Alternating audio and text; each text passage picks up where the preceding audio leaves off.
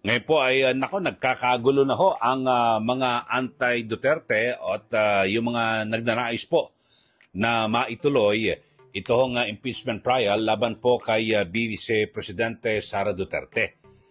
At nagugat ho ito sa naging pahayag ni Senate President Chis Escudero na kung saan ay binabanggit niyan na pwede na gawin po sa impeachment court na kapag meron pong nagmosyon na isang senator judge at pagbotohan na i-dismiss ang kaso ay pwede. Dahil sa wala naman po ito na nakasulat sa rules o wala raw po sa Constitution na bawal na magmosyon ng isang senator judge para i-dismiss ito hong kaso. At ayon po kay Senate President Escudero ay pwede lahat ng mosyon. At ang manggagawa lang ho dyan, mangyayari ay magbibilangan o magbobotohan. At kung sino manalo, ito, simple majority lang ho, 13, tapos na ang kwento. So yun po ang binabagit ho ni Senator Chis Escudero dahil dyan ay nako, marami hong naalarma. At ngayon kaliwat kanan ho nagpapa-interview para sabihin na yan po ay labag daw po sa konstitusyon. Pero pakinggan ho muna natin ito hong pahayag at paliwanag ni SP Chis Escudero. For a later date. Automatic siya, sir, na you have to discuss it since may ganong request for dismissal. O kailangan may mag-motion? Someone has to bring it up. Binring up naman na sa answer eh. So I presume her lawyers will do that. Hindi para sa akin, Milo, na pagsabihan yung lawyer ko nung gagawin nila o hindi. O kung kailan nila gagawin. Nasa kanila yun. Now that the parties are there, now that the impeachment court has acquired jurisdiction over the person of the vice president, and the parties are now there to make their corresponding and respective motions based on the interest of their client or position. Yes. Sir, clarification lang po. Yung answer ad cautelam ni VP asserts that the fourth impeachment complaint should be dismissed. Paano ipaprocess po yun ng impeachment court? So pwedeng pagbotohan na kung dapat bang i-dismiss based on the answer ad cautelam?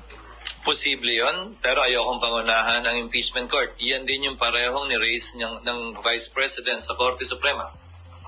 Sa pagkakaunawa ko, base again sa newspaper reports at hindi pa base sa answer mismo.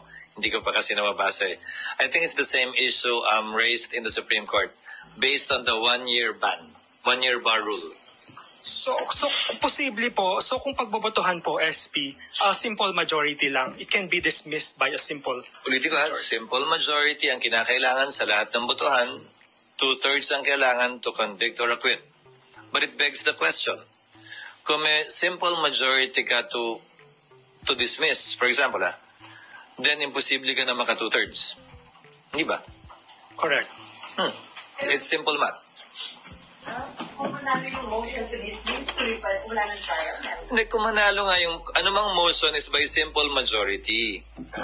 Kung pagbabotohan man yun, then clearly, walang 2/3 if ever. Diba? Math would dictate that outcome. Okay, so yun po ang pahayag ni SP Chis Escudero na wala kung mayroong magsasabi na magmomosyon na pagbotohan na i-dismiss, wala na ho. Kung makakaabot ho ng 13, simple majority lang ho ang binabanggit. Kasi pag sa acquittal at conviction ay ko-convict or i-acquit ay 2/3. So 16 ang kailangan. So tama, kung kinocompute ho ni SP Chis, kung sa simple majority, halimbawa 13, so malabo na makakuha ulit ng 16 sila. Lagpas daw sila. 24 lang po sila di po ba?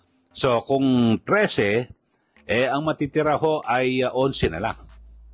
Di po ba? So wala na. Talagang wala na ho yung mga kababayan. Yun lang ho. Ang binabagit ka ho kapag nagkabutuhan, ang maliwanag ho nito, majority wins. So yun po ang mananaig. Pero nako, nung binanggit ho yan ni SP Chis Escudero, nako, lahat ton, dami na ho, umatungal ho, mga kung sino-sino mga abogado, na nagsabi, at kabilang ho dyan, ito pong si ML, party list representative, Congresswoman elect Laila de Lima at lahat to ng iba pang mga abogado na nagsabi, iisa lang po ang kanilang naratibo. Ang sabi ho nila ay labag yan sa konstitusyon. O hindi pa pwede yan. Sila lang ang nagsasabi, pero ang tanong ko naman ho sa kanila, sino kayo para magsabi na labag sa konstitusyon? Ang pwede lang ho, ako sa pagkakaalam ko ho, hindi naman ako abogado, pero sa aking pagkakaalam, ang tanging pwede lang ho na magsabi na labag sa konstitusyon yan ay sino? Korte Suprema. So ang dapat gawin ho ng mga umaatungal na ito, magsampa na ho kayo ng kaso sa Supreme Court or antayin nyo na ma-dismiss yan, tapos kapag na-dismiss itong impeachment trial, di punta kayo sa Supreme Court. Kasi yung pag-atungal na kung ano na nabawal yan, wala sa saligang batas, punta kayo sa Supreme Court kasi Supreme Court lang po ang pwede magsabi. Pero meron pong prinsipyo. Ito hong tinatawag na presumption of regularity. Is a legal principle that assumes public officials and entities act in accordance with the law and perform their duties correctly unless there's evidence to the contrary. So ito binabanggit nga ho, no? Halimbawa, sabi nga ni SP Cheese, hindi, yan ang, wala naman sa batas yan o wala sa rules na pwedeng i-dismiss ng impeachment court, yung isang kaso. Kung wala ho sa batas, di pa pwede. At alam niyo naman ho talaga, alam naman ng lahat na numbers game po sa Senado. Diba? Kapag impeachment trial, talagang numbers game. Kung sino nakarami, yung po mananaig at mananalo. So, ang pinakamainam ho gawin dyan, kasi hindi ko sa minamaliit ang magagaling ho lahat ng mga abogado na nagsasabi na ang sabi ho nila ay labag sa konstitusyon yan, pero hindi kayo ang pwedeng magdesisyon na labag sa konstitusyon. Sino ho? Korte Suprema. So, ang dapat nyo pong gawin ay abangan nyo kung madidismiss, tapos takbo kayo sa Supreme Court. At kung mag-desisyon ng Supreme Court, so sila po ang didisiplina dito po sa mga senator judges na siyang kung sakasakali na madidismiss. Bagamat siyempre ako ang sa tingin ko baka hindi nga ako makialam dito ang Korte Suprema kasi political process usaping politika ho ito, mga kababayan. Kaya nga nasa ating saligang batas, yung mga senador ipinaubaya yan, yung pag-uusga na yan sa impeachment trial na yan. Kaya hindi po legislatura. Pero dito hudikatura. Pero dito ho, mga kababayan, kasi ang sinasabi wala sa impeachment trial ang pagdi-dismiss, nakalagay to try and decide. So litisin at desisyonan. Pero inadapt ho ng impeachment court yung mga rules sa korte. Sa korte ho, pwede mag-dismiss So, tingin ko, pwede rin ho nagkaroon sa impeachment court at wala naman ho nakalagay.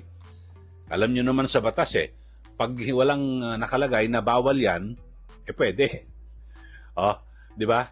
Ganun lang naman ho kapag sana kung malinaw ho sinabi ng batas, bawal mag-dismiss wala naman nakabanggit ho ron di ba?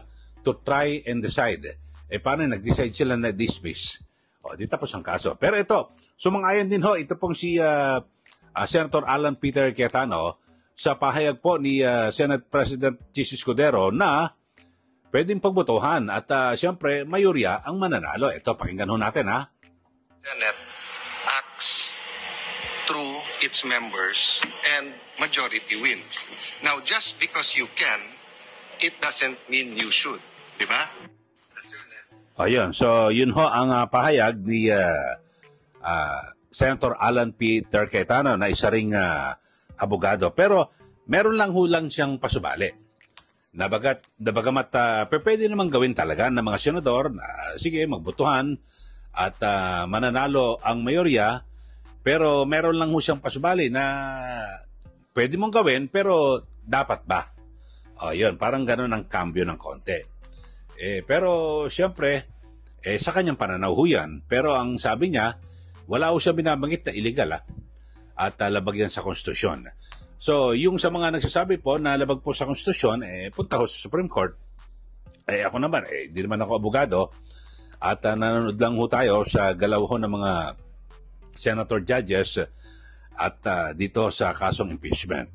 So, kung talagang labag po sa batas o sa konstitusyon, o yung mga nagsasabi ho, kasi nakapanood ko yung mga interview. No, labag yan sa ating saligang batas. O lahat, talagang isa pong naratibo, labag yan sa saligang batas. O di punta kayo sa Supreme Court kasi ang pwede lang magsabi na labag sa batas ang ginawa